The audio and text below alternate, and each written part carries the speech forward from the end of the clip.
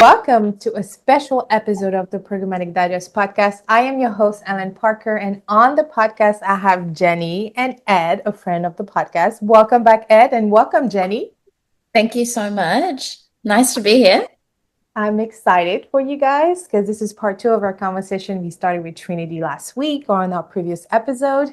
And so shout out to Pearl Diver because you guys sponsored one of our workshops. You've been a big supporter of our mission about sharing knowledge, highlighting diversity in our industry. I mean, you guys have been phenomenal. So I really want to give you guys your flowers.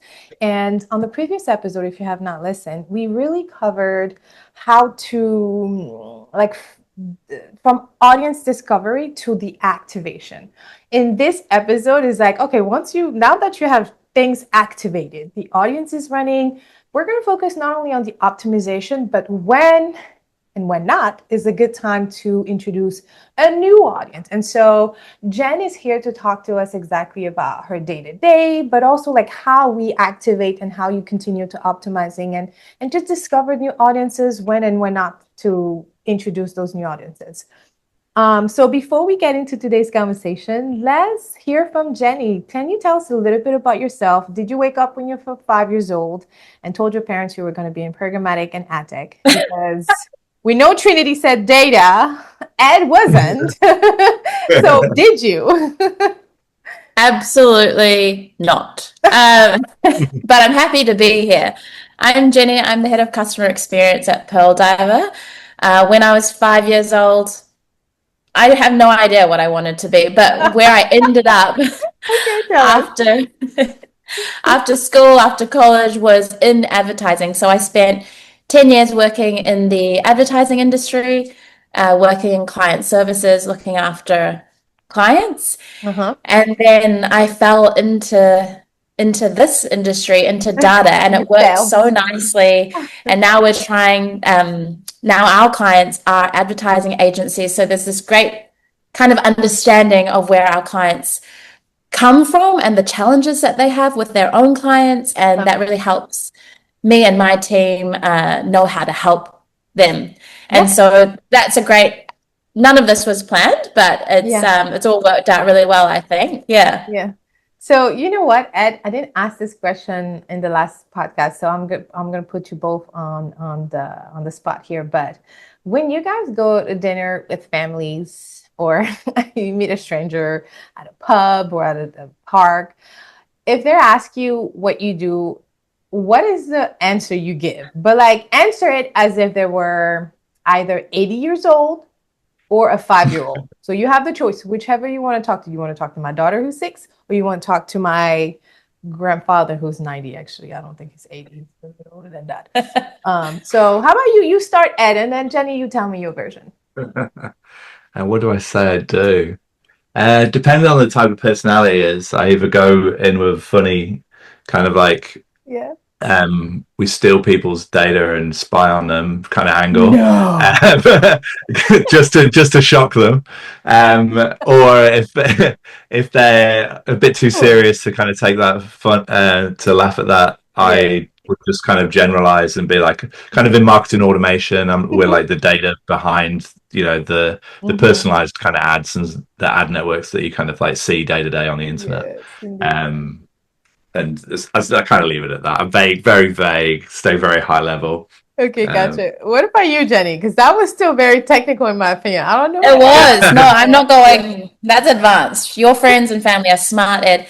If I'm simplifying it down for a child or someone that's a bit too old to be using this technology, then I'll say something like, oh, I work in data or technology or AI. Or a mix of those things, and then it's just like that's enough for them. They don't ask any follow-up questions because it's so beyond what they understand. But for most of the time, I say I work in data, and most people don't understand it enough to have follow-up questions, and also makes me sound more intelligent than I might actually be. So that's usually my standard answer. I appreciate that because my kids watch YouTube, but for my friends listening, like, oh my gosh, YouTube is terrible. Wait a minute now. Everything is filtered, it's parent guided. I literally hand selected their content. But when they're watching just the YouTube on like the main TV when I'm working out or whatever, and so there's an ad, and they're always like, "Oh no, mom, skip the ad, mom!" And then my husband is always like, "No, the ad is what pays for Yeah. your I'm glad you popsicle." just said that because I've never skipped an ad, and I feel like I'm a hypocrite if I do. And all my friends were down, when ad blockers became really popular and everyone was downloading them. I was like, I work in ad. They're like, why don't you just get an ad blocker? They would like criticize me when they're watching my YouTube or whatever. And I was Yeah, like, I can't. I'm in advertising. This is yeah. like pays all the bills. If I skip the ads, I'm a massive hypocrite. So never skip ads. Now, Ed, I skip the damn ads. I'm like, YouTube, you're annoying. 15 seconds. Yeah, I was gonna say it's really good I'm of the you, Ed, because hypocrite. Yeah, I'm you've trifling. been I just working in can't this do it. industry a long time. I Yeah. definitely skip ads. And I'll do something where if I see an ad, I'll also click on it just so that they get, I do the thing. too. I do too The because You're the I one want to see wasting the all my UTMs. budget. Yeah. What are you doing? I want to see the UTMs, and I'm like, okay, which campaign? Ooh, they using DV360. Okay, whatever. Yeah. So I'll like give them a side eye, like, okay, use DV if you want. But yeah, so I appreciate that. Thank you for letting me know and I think it's a good segue into our topic of conversation, right? Data, AI, and we won't go over um, let me say that again. So I think it's a good segue into today's conversation in terms of data, AI, because a big thing about audience, and I'm going to give the trader's perspective because I was a trader for many blue moons, working for independent agencies, having to literally, oh my gosh, I just talked to a friend today. She's a friend now because we connected on LinkedIn. And she was over here talking to me about, she had 80 to 100 campaigns to handle, like she managed 80 to 100 campaigns. That's crazy. That's cuckoo for Cocoa Pops. So can you imagine having to have an audience for each of them? Some of those campaigns represent just a strategy, and then you have tactics, and then different type of audiences, and then so like for these type of clients, like tell me, Jenny, how would you even handle helping them? What would make the most sense? Like, have you ever had a situation like this where the client is like, yo, this is too crazy. I don't even have time to optimize an audience or to look into an audience. Like, how Oh, can yeah. we onboard a client for this? Yeah, for I mean, a sure. client. And yeah, we've definitely had clients like that. We ourselves have gone through an evolution of what our clients look like. So there's definitely been a period of time where we've been working very hands-on with smaller agencies, indie agencies, where that might be the case. You have a very few people in the whole company, and one Crazy. person's 80. responsible for so many things. For us, what I like to say about our team and customer experience in general is we want to be like a cockroach. We want to be like embedded in every part of your business. So What? that's your client service. Yeah, that's the only time a cockroach might be a good thing, but we want to be everywhere. Like you cannot get rid of us because we're part of your client service. We're part of your sales. We're part of everything. And so if a client can't manage, if I talk outside of client services, for example, if they can't manage their sales, we'll get in there. We'll hop on sales calls with their Oh, team, cool. with their clients. We'll pretend to be that agency. Like we will do that for our clients. And then in terms of the actual campaign management, while we're not inside of the actual ad platforms themselves or managing that budget, we will build audiences for them. We'll strategize with the client or without the client. If they give us a brief, we'll go away and we'll build audiences for them to test for each of their clients. We'll basically do whatever we can that is reasonable. We won't go inside of the ad platforms, like I said, but we'll do everything we can on Pearl Diver's side. So we definitely, have had clients like that. More so now, our clients are better resourced, I'd say. Okay. So they probably have, if they're not an agency themselves, they have an agency managing their campaigns, and it's not so much reliant on a single person. So yeah, I think I think for the people that are extremely busy and don't have resources, we'll step in wherever we can outside of actually running the ads themselves. I really like that, because you're right. Like sometimes it's just too much going on, right? And so we expect our partners to do the impossible. And honestly, like I even think it's unfair on the partner side, on the data provider, or on the supply partners, because we expect you guys to know how we do our own job, tell us how to do our job better, and then do your job on top of that. And so I think it's, no matter how passionate you are about this industry, that's too much. Okay.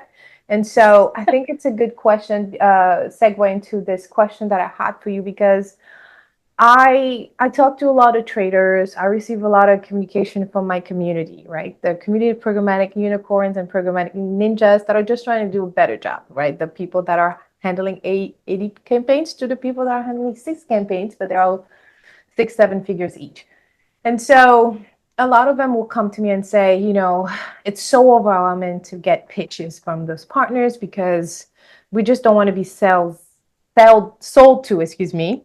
We just want to understand what's under the hood. We just want to really be able to use this meeting as a working session, but all we get is the deck, the pitches, if you use this at this CPM, you'll get this, like the car salesman, like get 1 car for free if you just sign here, And so I like to tell them that there's a big difference with a true partner and just a salesperson that doesn't know what they're doing, or at least that's misaligned with your mission. Because I do believe that sales is now that I'm in sales is an important role, as all of the other roles within an agency or within a company.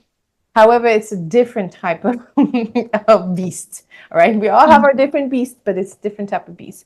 And I do think that because of the car salesman, from the TV shows from back in the days, we see salespeople as like, oh my gosh, don't be too aggressive. I just want to wake up in the morning and drink my coffee without, nothing.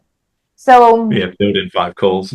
Right, exactly. So my question to you, or either of you, is, how would you address this question? Like, because again, they just want to work with partners. They don't know how to allow the partner to come into their world. Does it make sense? My question? Yeah. Okay. I think by the time I touch, a client's account for the first time, they're already a client. How they got there might have been an aggressive sales call, but it's a client service, I'd say, is the opposite of aggressive.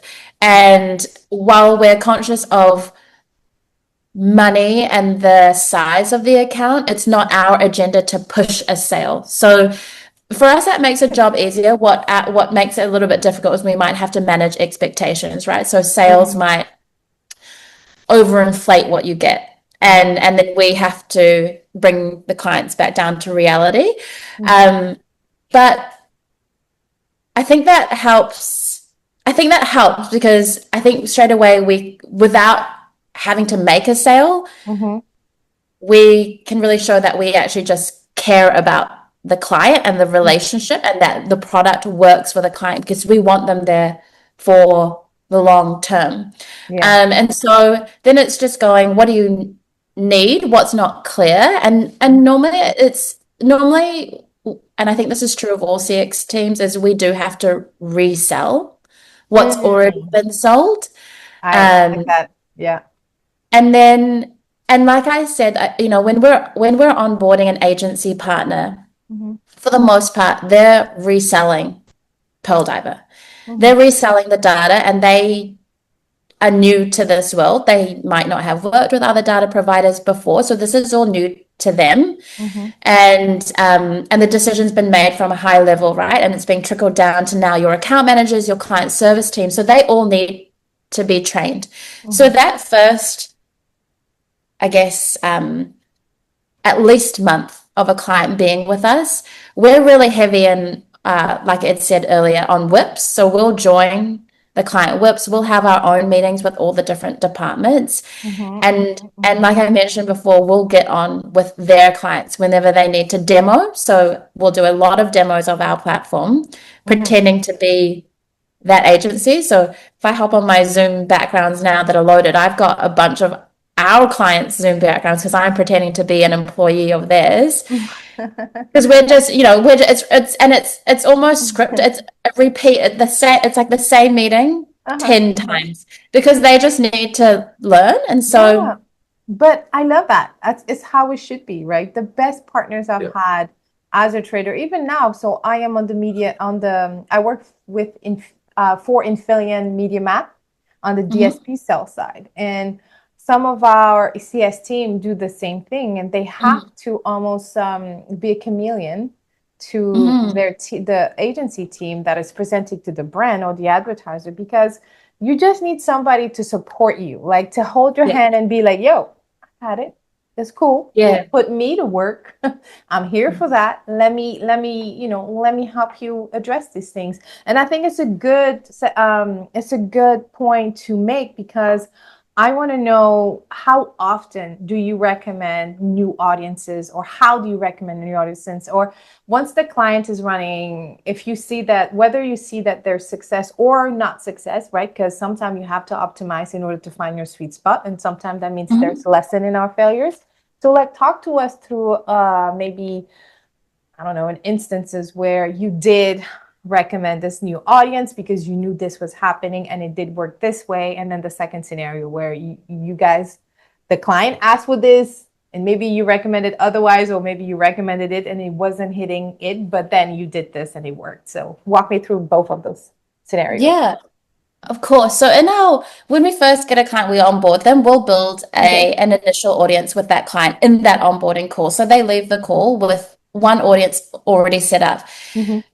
Obviously, sometimes it goes really well and other times it doesn't work.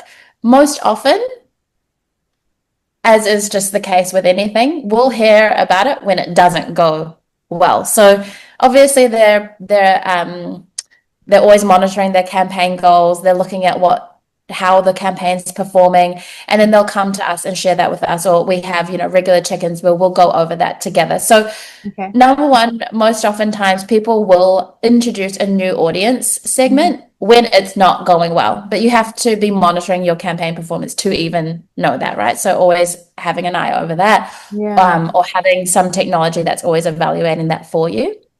I actually think, though, that when it's also going well, it gives you a great opportunity to introduce an audience segment that you haven't tried before. So an adjacent audience that you haven't had the opportunity to try before, but now you have kind of the luxury to try because your audience is already doing well. So it's lower risk. You have the time, you have the budget to try something else. I understand not everyone has that kind of luxury or budget to do that with, but for us in CX, we never ever just give a client one audience and let them walk away with one audience. It's multiple and options for them to work with. So there definitely have been times where we've suggested an audience and it's not worked out the way that we wanted it to. So it might be that the audience that we thought that they should go with was too targeted or too niche. That's a good point. And because clients are used to such a much larger audience on these ad platforms, and then when they come to use our data, which is a lot more targeted, it's smaller, right? So there's a bit of unease there. So they might want this huge audience, and then we recommend they go a bit smaller, and maybe for some reason that hasn't worked. But there's a lot of variables there. Maybe it's not the right intent topics. The creative is always a variable. So there's definitely a bit of back and forth. We don't get it right the first time, every time. There's also sometimes, and I know this is a lack on our end, but there is a lack of visibility in how the audience is set up in the DSP that's on the client side. And so if you're telling your clients, hey, this intended layer, we already have a geolocation layered within the deal, and the client is adding another geo layer, like saying, okay, what is you doing? And that's what I was referring to in our previous episode. Like, I strongly recommend the episode with Ed and Trinity. It was fantastic. But like, sometimes we have to be as open and transparent if we expect you guys to be open and transparent. 100%. Yeah. We're learning a lot of what we know CX, not Ed, because Ed's obviously running the whole show here at Pearl Diver and getting us all our clients. Yeah. But for CX, a lot of what we know about how these ad platforms actually work is feedback from our clients. It's like this feedback loop that if they share all that information with us, we learn more and then we can help them more and we can help other clients more. But if there's not that transparency and people don't share things with us, then we won't know that And that's it going is on. also okay. It's like, where should you use these levers? Like the DSP has a better geo-targeting layer than sometimes we have. So like they need to be we can take a lot of briefs where they're like, okay, I want to narrow it down to this perfect instance of people using all of these parameters, but actually you might be better starting wider with us and then using the geo within the platform, or you might be better having that here and then like unleashing it within the platform. So it is a bit of a, yeah, if you're not transparent with what you're doing within these platforms or how you're refining your audiences, it can really impact where we build them. And we're the same. We're like, okay, actually you're on this platform and that we know this works really well in there, you should turn this on. And we won't do it on our end. We're just going to feed it more data and let it figure it out.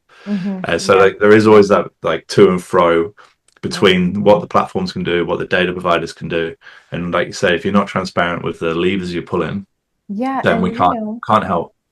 That's a good point. And I just have a quick question about like measurement and reporting, because I know that you don't also get to see, again, how we have it set up in the DSP. And when I say we, it's the buyer, the trader.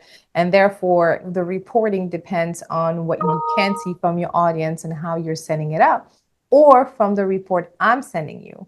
And so how are you, obviously, aside from how you're optimizing to that audience, but what kind of conversation can you have or are you having with those clients to explain that, yo, we need your data and we need your reporting, or do you need the reporting, because this is how we can help you?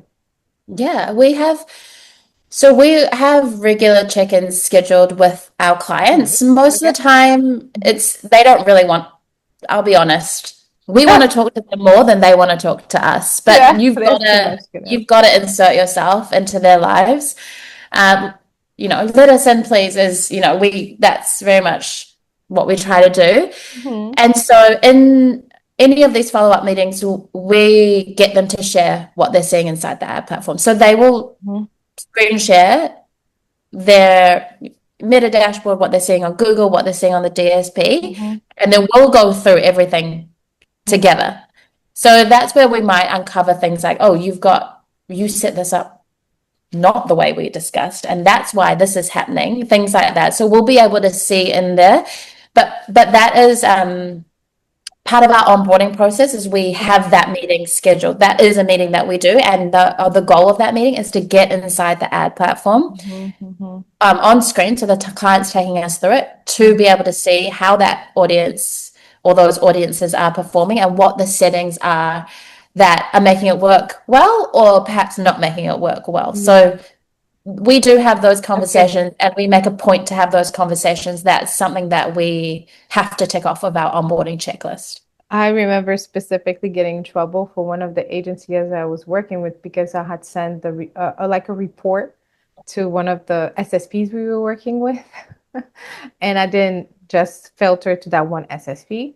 And like I remember one of the manager coming to us, or maybe it was an account manager, but coming to us and saying like, now this SSP is saying how much we're spending total, how much we're spending with the other SSPs. And I'm like, let them see the money they are they're losing because you're not performing the right way. Let them see this money. If they want more, they'll perform.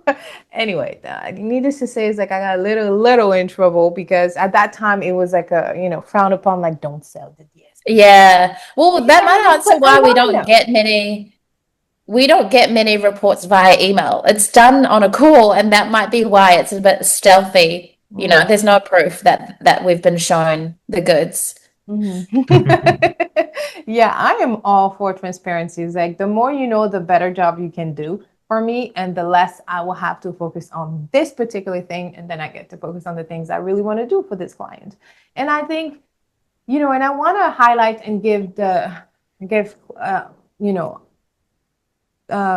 customer service their flowers, because it's really up to you to build a certain level of trust with this client, whether their demands make sense or not, but also to nurture it and to keep the client in house, right? There's many things that could happen where they're like, okay, peace, I gotta go.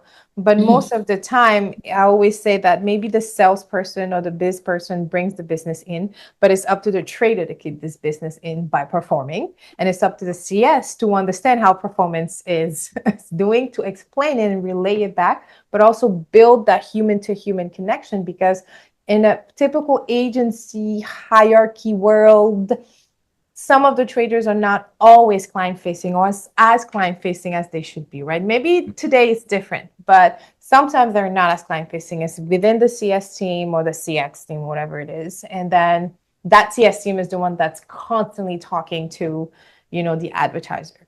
And so it's really up to these two teams to communicate in a way that they can retain this business in-house, because otherwise then it doesn't matter how much business Ed is bringing in, right?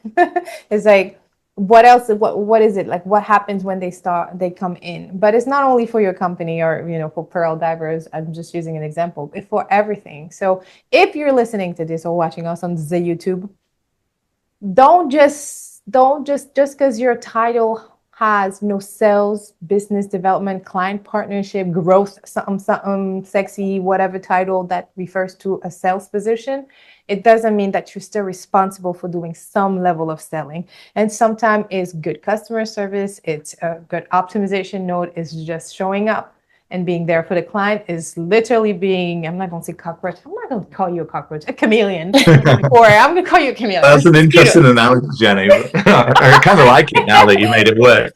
But A chameleon. No, we are. No, it's a good love spin it. on a cockroach, but that's how we are with.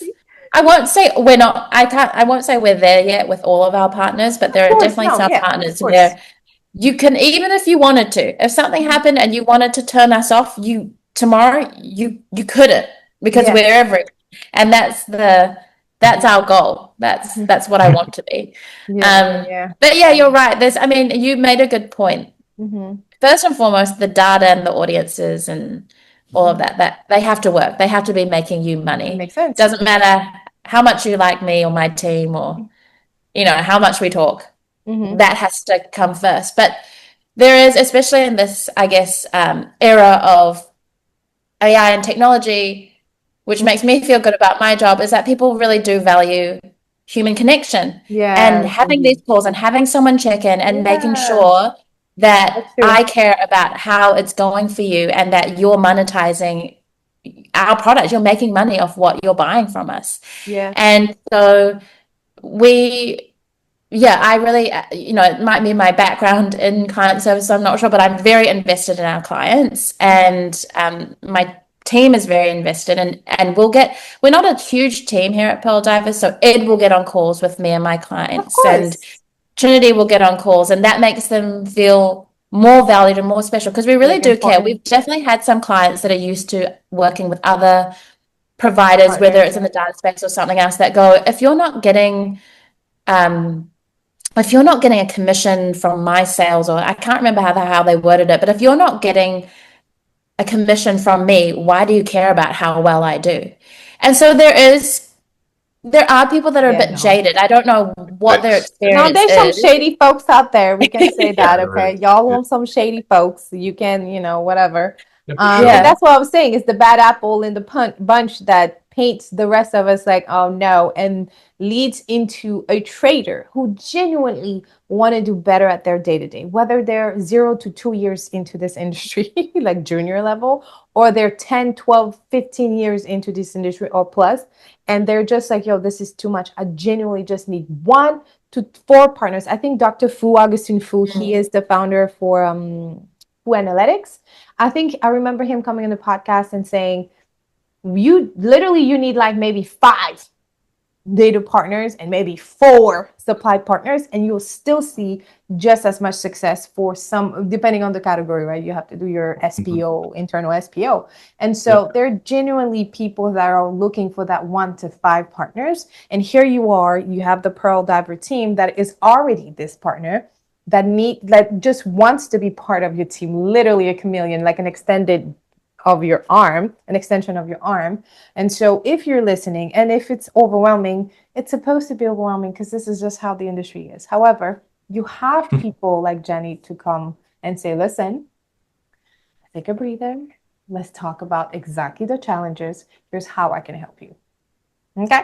And here's how fast we can do this, or how we can implement this, or how much of your time you'll have to put in to launch this. Because here's another misconception, and I would love your quick insight on that before we wrap up the discussion. But I think a lot of people think that working with a new partner takes a long time, but you're not onboarding a new technology or a DSP, right? I'm on the DSP side. Sometimes it can take sometimes. But like with a partner is literally, here's our research. If you're open to try this audience, it's the deal ID. Here's this. Actually, you already have it available via this off-the-shelf segment in your DSP. So do you see that this question comes up more and more, or less and less? Like, oh, how long does it take for the audience to be activated or whatnot?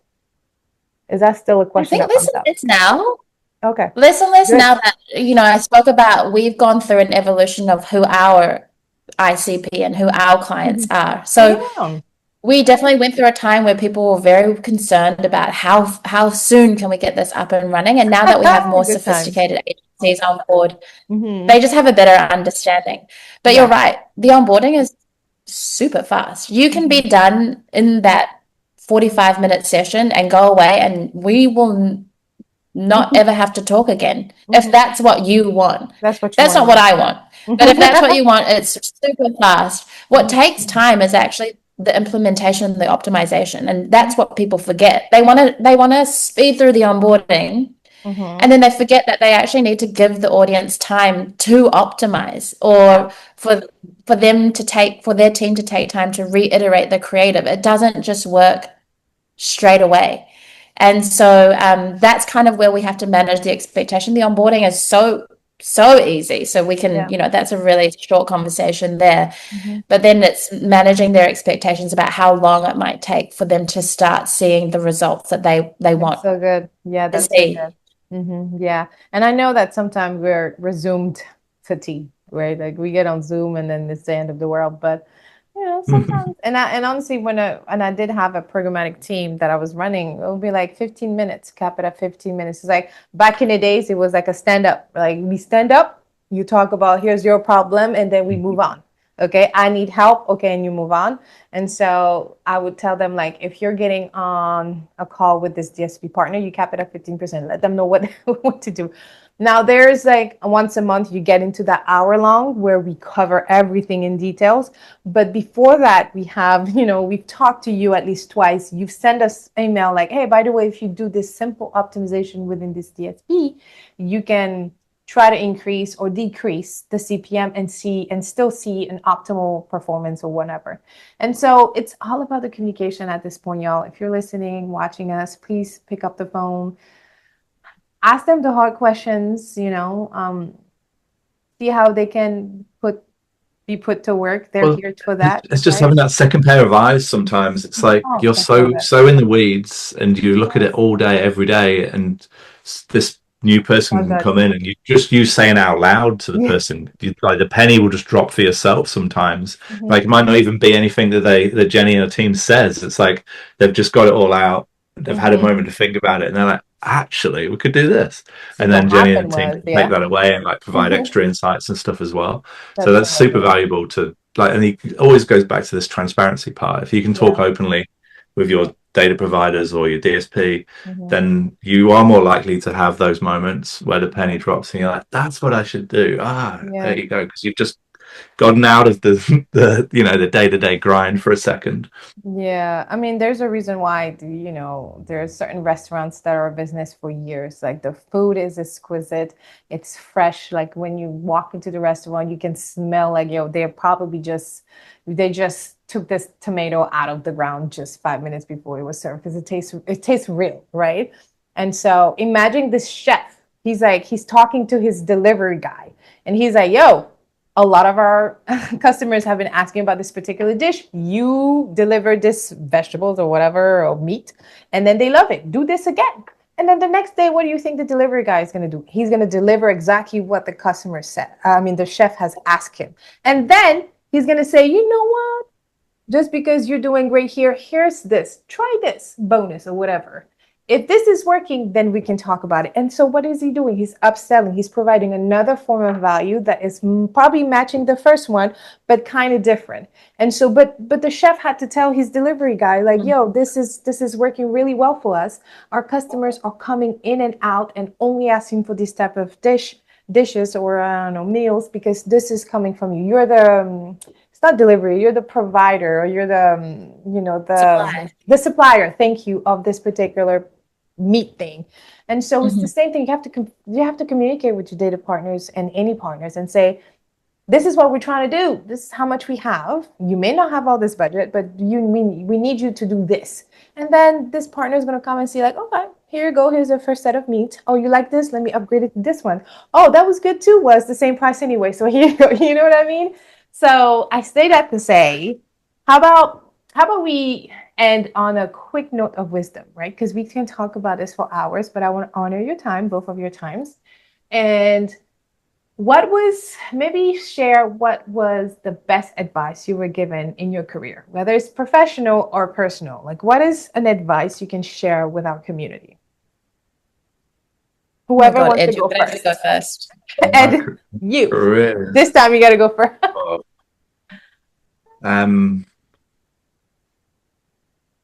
Always be challenging yourself, always be testing. I guess they're kind of one in the same.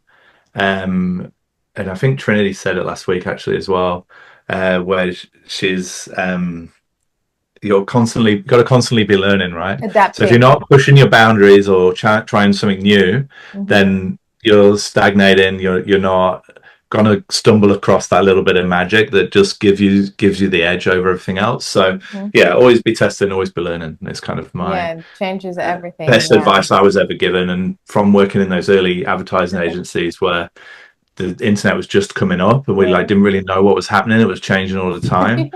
You had to constantly be learning and challenging yourself, and it set a really good precedent for the way I've kind of built my career. What about you, Jenny? It's related to what Ed said. It's someone once said to me, you never want to be the smartest person in the room. And at the time I was so like, good. Rude. I was like, that is so good. But as I've gotten older and more seasoned in my career, I've understood what that meant. It means lean on experts, be open to others' opinions, get advice. And what we were talking about before, share. So be transparent. You know, get people to feed in. You want other people's opinions because you don't ever want to be the smartest person in the room. Yeah, I had this business coach tell me this too. Is like, if you're the smartest person in the room, you're in the wrong room. And the first time I was like, not in my world, homie. And then he was like, no. You can't.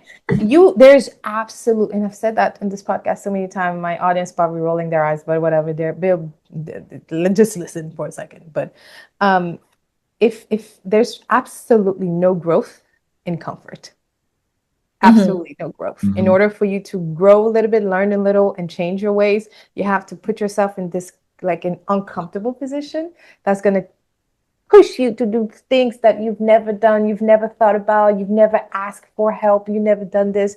And that's where it comes into putting yourself in an environment where you absolutely don't know what you're doing, but the other people will. And you're 30% more likely to be successful just by being around those people.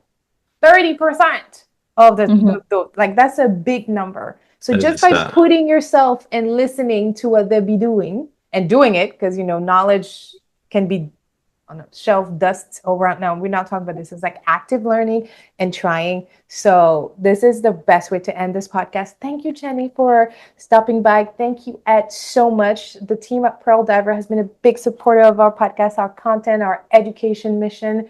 And so make sure you say hi to them. They're waiting for you guys to say hi. And as always, if you have any question, you know where to find me. Thank you, Jenny. Thank you, Ed. Thanks, Ellen. Bye.